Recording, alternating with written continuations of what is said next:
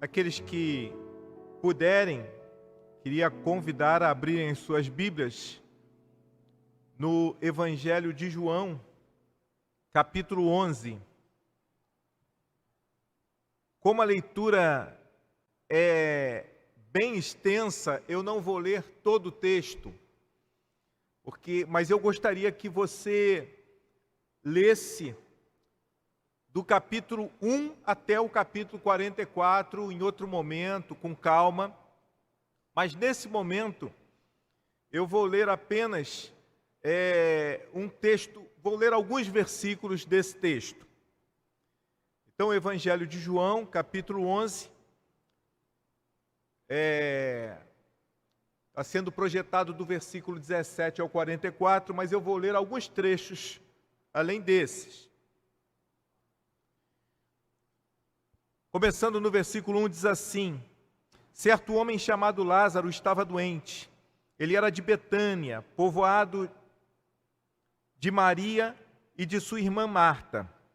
Maria, cujo irmão Lázaro estava doente, era a mesma que derramara bálsamo perfumado sobre o Senhor e lhe enxugara os pés com os cabelos. Então as irmãs de Lázaro mandaram dizer a Jesus: Senhor, aquele a quem amas está doente. Mas ao ouvir isso, Jesus disse: essa doença não é para a morte, mas para a glória de Deus, para que o Filho de Deus seja glorificado por meio dela. Jesus amava a Marta e a irmã dela e a Lázaro. Mas ao saber que ele adoecera, permaneceu ainda 2 dias no lugar onde estavam. Versículo 17. Chegando, pois, Jesus viu que Lázaro estava sepultado. Já havia 4 dias. Betânia ficava à distância de 15 estádios de Jerusalém. E muitos judeus haviam ido visitar Marta e Maria para consolá-las pela perda do irmão. Ao saber que Jesus estava chegando, Marta foi ao seu encontro. Maria, porém, ficou sentada em casa. E Marta disse a Jesus: Senhor, se estivesses aqui, meu irmão não teria morrido. Mas sei que mesmo agora Deus pode conceder tudo quanto lhe pedires. Jesus lhe respondeu: teu irmão ressuscitará. Disse-lhe Marta: sei que ele ressuscitará na ressurreição do último dia. Jesus declarou: eu sou a ressurreição e a vida. Quem crê em mim, mesmo que morra, viverá. Vou passar agora, mais adiante, versículo 29.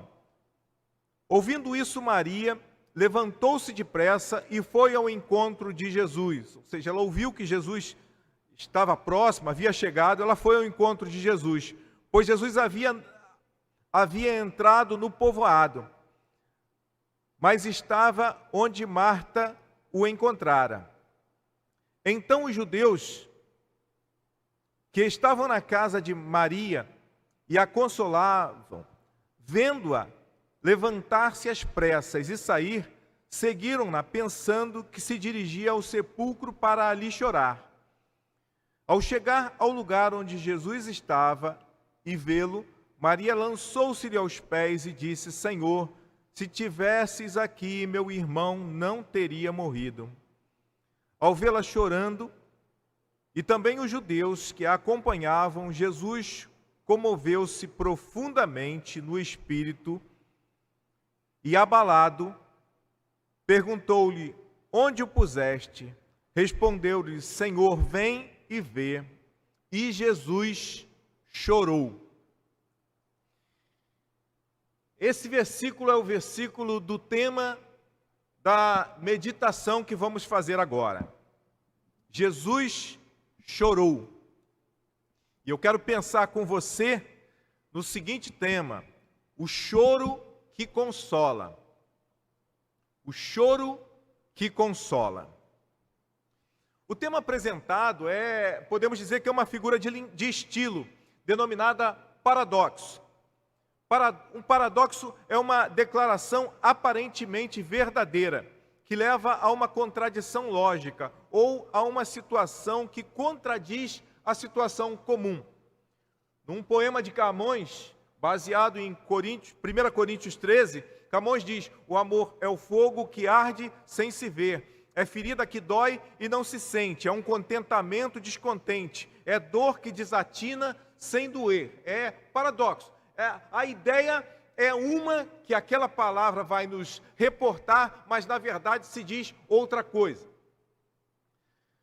Paulo, por exemplo, no texto do espinho na carne, na segunda epístola de Coríntios, capítulo 12, versículo 10, ele diz assim: quando eu estou fraco, é que sou forte. É um paradoxo. Uma pessoa fraca é uma pessoa fraca. Pessoa fraca não é forte. Mas, na verdade, há um paradoxo aí, porque aquele que é fraco, ele depende de Deus, por isso ele se torna forte. Então tem uma premissa: quando estou fraco, e aí espera-se uma resposta, mas aí ele diz: é que sou forte. Há atitudes também paradoxais. Atos capítulo 16, no versículo 25. Atos capítulo 16 é o texto que Paulo e Silas estão presos, e diz que pela meia-noite, eles presos cantavam louvores a Deus. Eles cantavam e oravam, no versículo 25. Ou seja, espera que alguém que esteja preso, alguém preso, a gente espera que vai ficar revoltado por causa da prisão, ainda mais preso injustamente, como estava Paulo e Silas. Então, a atitude que se espera é que eles estivessem indignados por causa daquilo, mas diz o texto que eles cantavam, uma atitude paradoxal. Embora o choro seja muitas vezes expressão de grande alegria, vemos muitas vezes um atleta recebendo um prêmio e ele chora de alegria, mas o senso comum diz que choro é uma demonstração de desamparo, de desespero, de dor. Mas nesse texto eu creio que o choro de Jesus pode trazer paz, consolo e segurança. O texto narra o drama de uma família como muitas das que conhecemos. Lucas e João fazem menção dessa família. Uma família como muitas que amamos, como muitas que estão me ouvindo aí, como a sua família, uma família de quem está me ouvindo aí em sua casa. A família que amava Jesus, uma família temente a Jesus. Há 3 fatos que me chamam a atenção nesse texto. Primeiro é essa família amava Jesus. Essa família gostava de estar com Jesus, gostava de receber Jesus em sua casa, tanto que essa família é mencionada mais de uma vez nos evangelhos. O que mostra que era uma família muito chegada a Jesus. Lucas 10, no versículo 38, diz: e certa mulher por nome Marta recebeu Jesus em sua casa. Jesus ia a Betânia e ele sempre dava uma passadinha lá para tomar um cafezinho, fazer um lanchinho. A família já gostava, sabia que ali era o endereço que Jesus tinha que ir, tinha que estar ali com eles. Era uma família que gostava, que tinha um carinho especial por Jesus. Uma família que nós vemos em João, capítulo 12, é oferecida uma ceia, a gente vê que era uma família que todos aqueles nessa ceia, que tinham várias pessoas, mas nós vemos essa família ser mencionada de um modo especial, porque era uma família que gostava de absorver o máximo de Jesus. João capítulo 12, versículo 2, diz que é uma família que tinha destaque ali. Nesse texto de João 12, diz que Marta servia, diz que Lázaro estava à mesa, diz que Maria pega um vaso com bálsamo e unge os pés de Jesus. Então, era uma família que procurava, assim, extrair o máximo da presença de Jesus. Meus irmãos, essa família tinha uma intimidade tamanha com Jesus, que no texto de Lucas, a gente vê que as 2 irmãs têm um atrito, e normalmente, quando nós temos um problema familiar, nós não abrimos para pessoas que estão na nossa casa, né? Tem uma pessoa lá nos visitando, há um entendimento, a gente disfarça, né? A mãe olha para a criança quando ela está fazendo alguma coisa que não deve, depois, quando a visita sair, a gente conversa.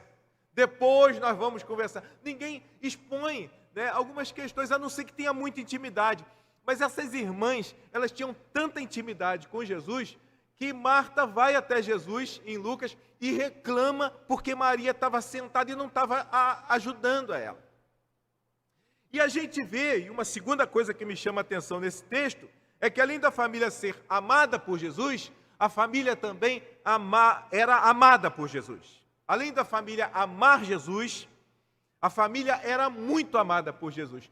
Tanto era amada, que a gente vê nesse exemplo que eu estava dando, quando as irmãs se desentendem, se eu estou ali no meio, eu vejo duas irmãs se desentendendo, eu vou tentar deixar ali as duas resolverem.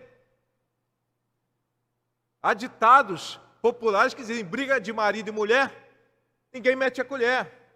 Problemas familiares, deixa a família resolver. Mas Jesus também amava essa família, tinha uma intimidade tão grande com ela, que Jesus, ele fala, ele media aquele debate. Ele não condena Marta por estar trabalhando, fazendo, mas ele diz, olha, Maria está escolhendo a melhor parte.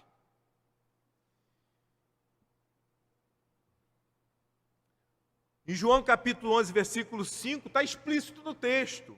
Jesus amava a Marta e a sua irmã e a Lázaro.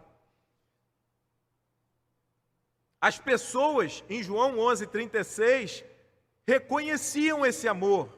Versículo 36 diz, disseram, pois, os judeus, vede como o amava.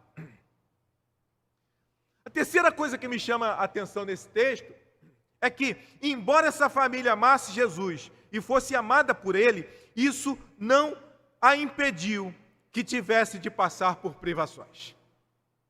E aí está o grande problema desse texto. E aí está uma grande questão para pensarmos nesse texto. O fato de nós amarmos Jesus, o fato de sermos amados por Jesus, não impede que passemos por privações, por lutas, por dificuldades. Embora a família amasse Jesus, embora a família fosse amada por ele, isso não a impediu que tivesse de passar por privações. Lázaro ficou doente e pouco tempo depois Lázaro morreu. Aos olhos de muitos cristãos, nada de ruim poderia acontecer àquela família devido à sua proximidade com Jesus. Aos nossos olhos, nada de ruim pode acontecer nas nossas vidas e as nossas famílias devido à nossa proximidade com Jesus. E de um modo geral nós vamos ver na Bíblia, em toda a Bíblia, há muitos homens tementes a Deus que estão vivendo dificuldades e eles voltam-se para Jesus exatamente porque eles dizem assim, aos meus olhos eu não consigo compreender isso, eu não consigo entender por que estou sofrendo. Quando as irmãs se encontram com Jesus, elas dizem, se tu estivesses aqui, meu irmão não teria morrido. Embora a família amasse Jesus e fosse amada por Jesus, ela teve que conviver com o silêncio de Jesus. Lázaro ficou doente, mandam chamar Jesus. Jesus não responde, fica lá ainda por cerca de 4 dias. A morte vem e está ali o silêncio. O fato de Jesus estar distante, normalmente só aumenta a nossa dor, só aumenta a nossa aflição, só aumenta a nossa dificuldade. É interessante que, se nós lermos o texto com cuidado, nós vamos ver que Jesus estava distante, mas ele tinha tudo sob seu cuidado. Tudo, ele tinha o controle de tudo que estava acontecendo ali. Mas aos olhos delas, elas não tinham essa percepção. Jesus pede para ir até onde Lázaro fora sepultado. E em meio ao drama vivido, no versículo 35 diz que Jesus chorou. Por que Jesus chorou? Isso não é sinal de fraqueza, isso não é sinal de limitação, isso não é sinal de impossibilidade, isso não seria razão para essa família sentir-se ainda mais sem chão. Eu lembro de um vídeo que eu vi uma vez do YouTube, que uma pessoa foi fazer um passeio, descer de parapente, se eu não me engano, aqui no Rio, na Pedra da Gávea, e essa pessoa estava descendo e de repente uma nuvem cobriu todo aquele parapente. E aí, aquela pessoa estava lá, filmando a viagem, feliz, quando de repente, o camarada que estava guiando o parapente, olhou para ela e disse assim, meu amigo, nós estamos vivendo uma situação perigosa. Aí a pessoa não estava entendendo muito bem nada do que estava acontecendo, E aí aquela pessoa, meu amigo, tu sabe rezar? E aí aquele não sei, piloto, aquele instrutor, ele começa a rezar ali. Então, o choro de Jesus parece assim, num primeiro momento, numa leitura desatenta, o choro de alguém que não está tendo controle da situação. Imagine, você vai ao médico, e o médico desesperado olha para você, e eu não sei o que você tem. Eu estou desesperado com o teu problema, mais desesperado você ainda vai ficar. Num primeiro momento, uma leitura parece isso. Mas parece isso porque a nossa visão da história é sempre limitada. Jesus, quando olha para a nossa história, quando olha para o deserto que estamos atravessando, quando olha para a noite que estamos atravessando, ele olha a história muito além dessa história. Eu creio que um texto que é muito rico e exemplifica isso é o texto de José, lá no Egito, quando ele encontra-se com os seus irmãos. Você conhece a história de José. José é vendido pelos irmãos como escravo, e vai lá para o Egito, e sofre.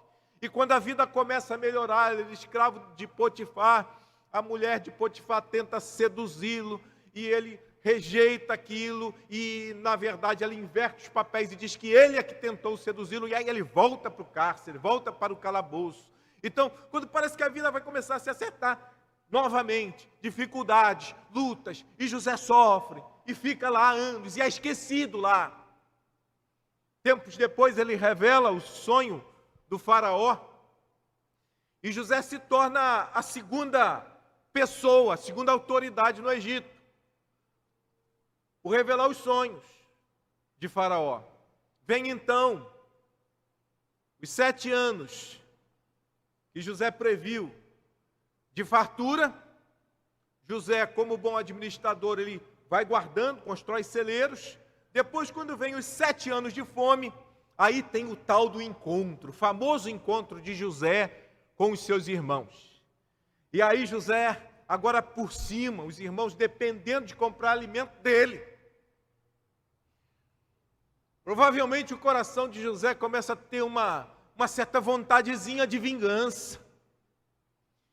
Mas olha que texto maravilhoso, Gênesis 45, versículo 4 e 5. Depois de José testar os seus irmãos, depois de criar uma série de pressões para os seus irmãos, olha só o que José diz para os seus irmãos, versículo 4 e 5. E José disse mais a seus irmãos, Gênesis 45, 4 e 5. José diz assim: aproximai-vos. E eles se aproximaram. Então prosseguiu: eu sou José, vosso irmão, a quem vendeste para o Egito. Agora olha que texto lindo, meus irmãos. José diz assim: agora não vos entristeçais, nem guardeis remorso. É José que está dizendo isso para os seus irmãos. Ele está dizendo isso para os seus irmãos. Nem guardeis remorso por me ter desvendido para cá, pois foi para preservar vidas que Deus me enviou diante de vós. Aquela dor, aquele problema, aquela dificuldade, que quando eu olhava e vivia aquela circunstância tão dolorosa que eu vivi, que eu não suportava, que eu queria que acabasse logo, Deus transformou em bênção. Mas eu, na situação adversa, não consigo ver isso. Eu não consigo enxergar isso. Há 3 razões, então, que a gente pode concluir que o choro de Jesus, ele vai produzir consolo em nós por 3 motivos. Primeiro, porque ele identifica claramente o que aquela família precisava. Jesus, que vê a história, ele vê o começo, o meio e o fim da história. Por ele ver o começo, o meio e o fim da história, ele sabe exatamente o que eu preciso no meio da história. Ele sabe exatamente o que eu estou precisando em cada momento. E esse é um erro muitas vezes nosso. Porque nós vemos uma pessoa vivendo uma situação e nós queremos dar resposta àquela situação que muitas vezes não temos. Esse foi o erro dos amigos de Jó, que chegaram lá. No início eles ficaram quietos e estavam sendo uma bênção, mas eles resolveram falar. E nós somos ignorantes muitas vezes, meus irmãos, no sentido de não sabermos exatamente as coisas que estão acontecendo. Deus tem objetivos até no sofrimento, muitas vezes. Aquelas mulheres não precisavam de teologias, elas não precisavam de filosofias, elas precisavam de alguém que chorasse com elas apenas, que estivesse ali com elas apenas.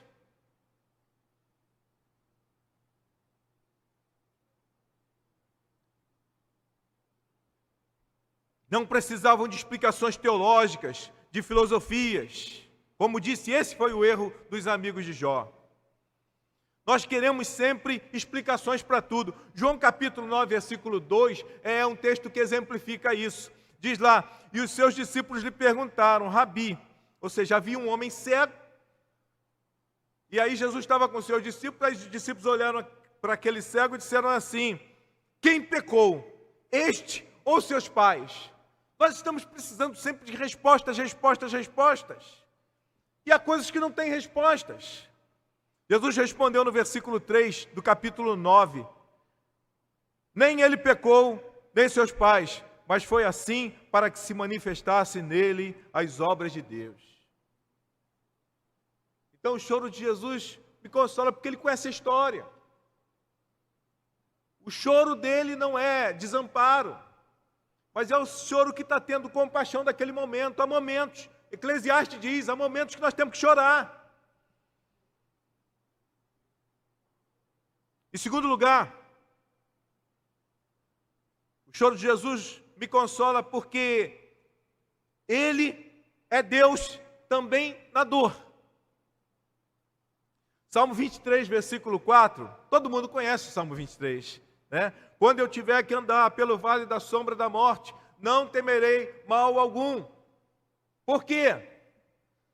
Não é porque o vale deixa de ser vale da sombra da morte, mas é porque tu estás comigo. Tu és o Deus dos montes e tu és o Deus dos vales da sombra da morte. E é consolador atravessar os vales sabendo que Deus está comigo. Com o seu choro, ele dividia a dor, mostrava compaixão e, acima de tudo, fez-se presente na vida, na dor daquelas pessoas. Ele não chorou por Lázaro, ele chorou com Marta e Maria. No choro de Jesus podemos aprender que não estamos sozinhos com nossas dores. Nós temos Jesus conosco. E Ele também chora comigo e chora com você. Em terceiro lugar, o choro de Jesus me consola, porque em meio ao choro, Jesus reafirma suas promessas. Jesus disse no versículo 25 de João 11, eu sou a ressurreição e a vida, quem crê em mim, ainda que esteja morto, viverá. Em outras palavras, Jesus disse, ainda que exista a morte, ainda que exista a enfermidade, ainda que exista a doença, ainda que exista o Covid-19, ainda que existam as lutas, existe o contudo. É exatamente isso que Abacuque também diz em sua oração. Abacuque diz, ainda que a figueira não floresça, nem haja fruto na vide, ainda que as circunstâncias sejam adversas, contudo, há contudo. E o contudo é motivo de alegria para mim. Jesus chorou, e com o fato de ressuscitar Lázaro, entenda bem, a ressurreição de Lázaro é um milagre que aconteceu, mas Lázaro voltou a morrer de novo. A maioria dos milagres que nós vamos ver no Evangelho de João não eram um fim em si mesmo. O milagre, na verdade, era uma ação prática, concreta, aos olhos materiais e humanos daquelas pessoas que estavam lá, para reafirmar coisas eternas. Então Jesus ressuscita Lázaro, mas Lázaro ressuscitado voltou a morrer. Mas ele ressuscita Lázaro para dizer e para que aquelas pessoas pudessem acreditar verdadeiramente que ele era a ressurreição e a vida. Ele venceria o pecado na cruz. Dramas acontecem em nossas vidas e não é isso que nos faz melhores ou piores, mais crentes ou menos crentes, mais santos ou menos santos, mais amigos ou menos amigos de Jesus. O problema é que estamos medindo a fé por realizações. E esse não é o único meio de medirmos a fé, pelo ter, pela cura, pelo que acontece. Há uma missionária chamada Elisabeth Elliot. É uma história interessantíssima dela. Seu marido Jim Elliot, ele morreu em 1956. Ele foi morto com outros 4 missionários quando buscava dar testemunho de Cristo entre os Aruca, no leste do Equador. Jovem, perdeu o esposo assim, os índios eram canibais. Na biografia dela, diz que alguns anos depois, ela com sua filha, que tinha nascido há pouquíssimo tempo com a morte do seu marido, alguns anos depois dessa tragédia, Elizabeth com sua filha, ainda pequena, passou a viver entre os membros dessa tribo, a fim de compartilhar com eles o Evangelho de Cristo. Elizabeth Elliot, ela diz assim, embora ela tenha sofrido demais com a morte do seu marido, mas ela diz assim, a morte dele deu a nós a possibilidade de falarmos de Jesus para aquela tribo.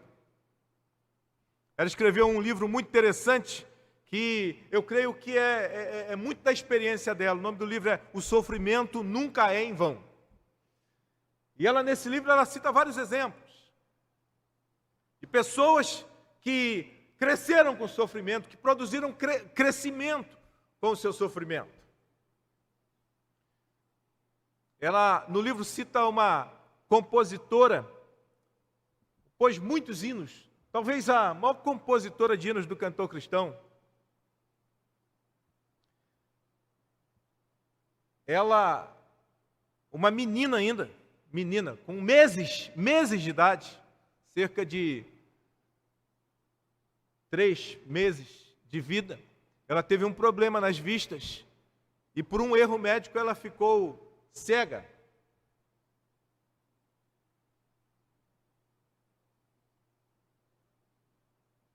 E ela não fez da sua cegueira uma tragédia, um peso para a sua vida. Pelo contrário. Ela chegou a dizer que se ela pudesse, ela agradeceria até o médico que fez ela ficar cega, porque ela pôde buscar investir em outros talentos, em outras atividades de sua vida. O sofrimento nunca foi em vão. E a palavra de Deus diz isso. Romanos 8, 28 diz, sabemos que Deus faz com que todas as coisas concorram para o bem daqueles que amam a Deus, dos que são chamados segundo o seu propósito. A dor, a tragédia, a dificuldade que muitas vezes nós estamos vivendo, nós precisamos colocar diante de Deus, porque Deus pode transformar água em vinho, morte em vida, tragédias em bênçãos. Há 2 lições para as nossas vidas, então, que eu quero rapidamente passar para você. Primeiro, nossa segurança não está na ausência das dificuldades, mas em Jesus. Nossa segurança não está na ausência de problemas. A nossa segurança está em Jesus. Ele é a nossa segurança. E Ele é segurança nos montes e nos vales. É por isso que a nossa segurança tem que estar nele e não nas circunstâncias. A medida da nossa fé, santidade, prosperidade não está nas coisas que temos, mas está em Jesus. Os ensinamentos que muitas vezes estamos ouvindo, prosperidade, milagres, estão fazendo com que deixemos de ver o verdadeiro foco da nossa vida, que é Jesus. Isso é um problema, porque nos leva a nos relacionarmos mais com os milagres de Deus, com as coisas de Deus, e não com o Deus dos milagres. Paulo, quando tinha o espinho na carne, Paulo ora a Deus, e Deus não tirou o espinho na carne. Mas Paulo saiu daquele espinho na carne, com aquele espinho na carne mais fortalecido. Porque Deus fez Paulo ver que o foco não é o que está acontecendo nessa vida, mas o foco é a graça de Deus, que não só nos garante poder para vivermos as adversidades dessa vida, mas nos garante também a vida eterna. Segunda lição, deixamos de viver a vida plena por não termos a compreensão do milagre da salvação, do milagre da cruz, do milagre da vida, do milagre da graça. O maior milagre do mundo já aconteceu.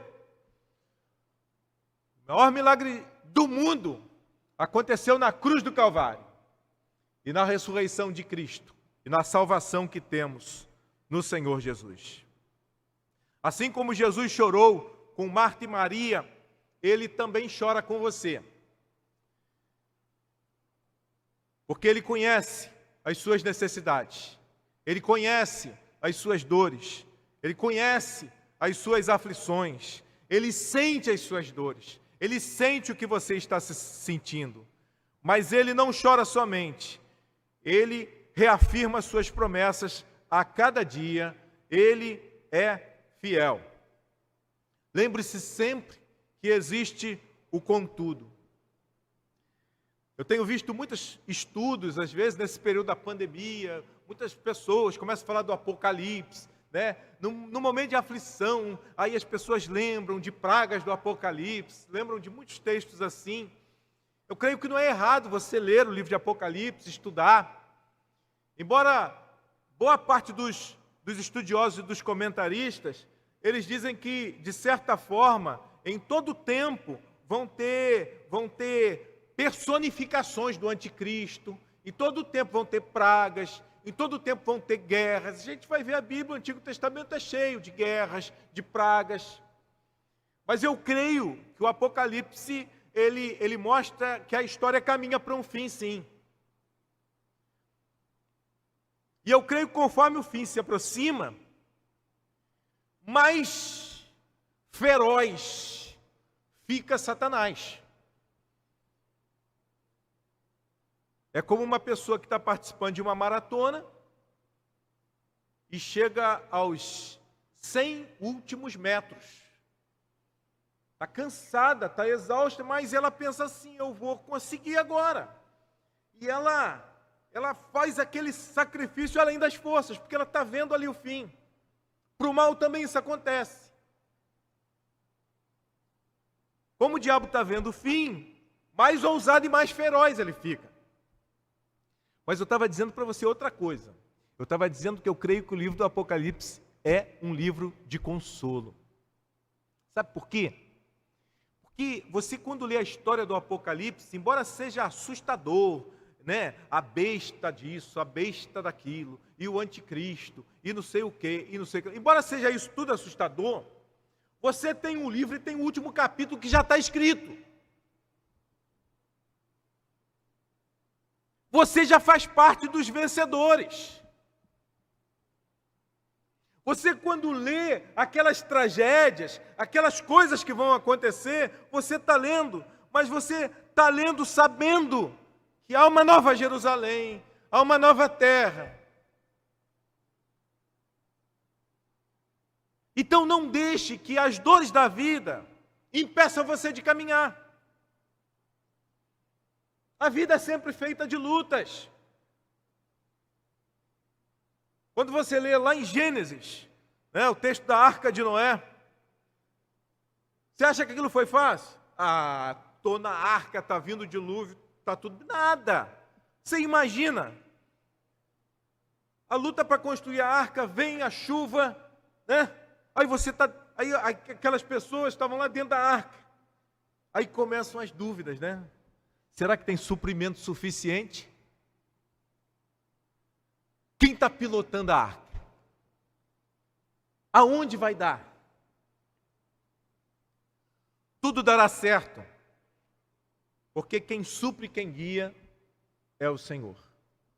A fé que sustentou aqueles que habitavam na arca é a fé que deve nos sustentar. Nossa segurança não está na espera de um milagre, mas na certeza de que, com milagres ou sem milagres, somos do Senhor. Paulo diz em Romanos 14:8, porque se vivemos, para o Senhor vivemos, se morremos, para o Senhor morremos, de sorte que quer vivamos, quer morramos, somos do Senhor. Que essa certeza, que essa confiança possa estar suprindo as suas dificuldades. Mesmo que você esteja vivendo um momento de choro, mas sinta-se abraçado e saiba que Jesus é Deus. E Deus está com você e chora com você e caminha com você. Deus a todos abençoe.